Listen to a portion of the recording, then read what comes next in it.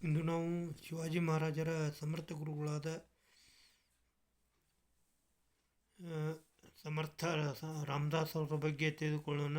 ಸಮರ್ಥ ರಾಮದಾಸ್ ಅವರು ಒಬ್ಬ ವೈದಿಕ ಧರ್ಮದ ಮಹಾನ್ ವ್ಯಕ್ತಿಯಾಗಿದ್ದಾರೆ. ಅವರು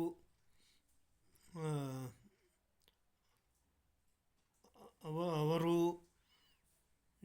ಜೀವಿಸಿದ ಕಾಲದಲ್ಲಿ ಇಸ್ಲಾಂ ಮತ್ತು ಕ್ರಿಶ್ಚಿಯಾನಿಟಿಗಳು ಭಾರತವನ್ನು ಪ್ರವೇಶಿಸಿದ್ದು ಅಷ್ಟೇ ಅಲ್ಲದೆ ಅವುಗಳು ತುಂಬ ವೇಗವಾಗಿ ಹರಡುತ್ತಿದ್ದವು. ಇದರಿಂದ ಮನನೊಂದಂಥ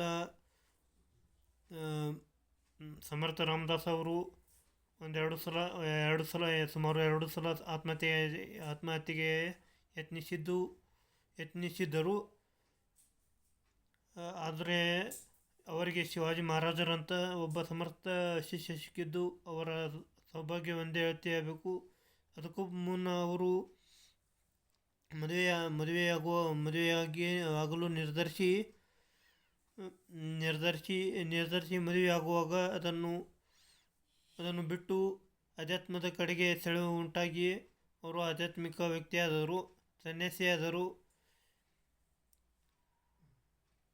ಹಲವಾರು ರೀತಿಯಲ್ಲಿ ರಾಮದಾಸ್ ಅವರು ಶಿವಾಜಿಯ ಮೇಲೆ ತಮ್ಮ ಬೋಧನೆಗಳಿಂದ ಪ್ರಭಾವ ಬೀರಿದ್ದರು. ಇದರಿಂದ ಮರಾಠರಲ್ಲಿ ಧೈರ್ಯ ಉಂಟಾಯಿತು, ರಾಷ್ಟ್ರಭಕ್ತಿ ಧೈರ್ಯ ಉಂಟಾಯಿತು ಮತ್ತು ಮರಾಠರು ಮೊಘಲರನ್ನು ಮತ್ತು ವಿಜಯಪುರದ ಆದಿಲ್ಶಾಹಿಗಳನ್ನು ಎದುರಿಸಿ ಯುದ್ಧ ಮಾಡತೊಡಗಿದರು. ಹಲವಾರು ರೀತಿಯಲ್ಲಿ ಶಿವಾಜಿ ಮಹಾರಾಜರು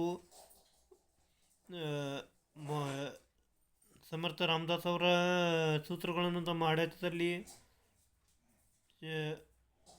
ಆಡಳಿತದಲ್ಲಿ ಅಳವಡಿಸಿಕೊಂಡಿದ್ದರು. ಈ ರೀತಿ ಸಮರ್ಥ ರಾಮದಾಸ್ ಅವರ ಬಗ್ಗೆ ಕೆಲವು ವಿಷಯಗಳನ್ನು ತಿಳಿದುಕೊಳ್ಳಬಹುದು.